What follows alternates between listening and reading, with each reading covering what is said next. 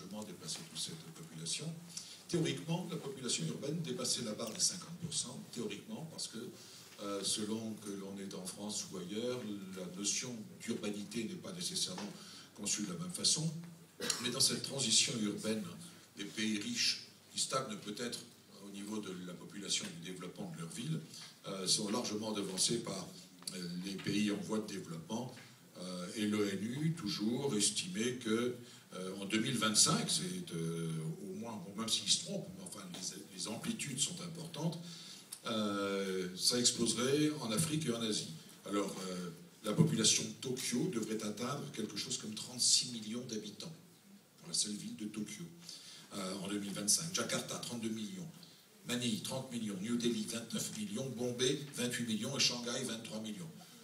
Retenez tout simplement les amplitudes entre les 2 millions de Paris, les 10 millions du Grand New York et les chiffres que je viens de vous donner. C'est quelque chose d'absolument énorme.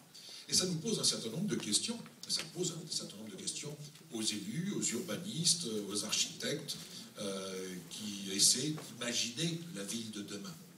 La ville de demain, manifestement, la réflexion s'impose, on essaie de la construire. À l'heure actuelle, on fait un certain nombre d'expériences sur cette ville que l'on dit devoir être, qui devrait être, écolo, autosuffisante, éco-construction, etc., etc.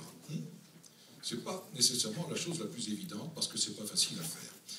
D'autant que la construction verticale semble être la solution adoptée à l'heure actuelle par les urbanistes et les architectes, alors qu'on veut essayer de préserver la nature et au sens large. Ce n'est pas uniquement la nature, les arbres et les petites pâquerettes, mais c'est aussi la culture de nos pays, de nos racines.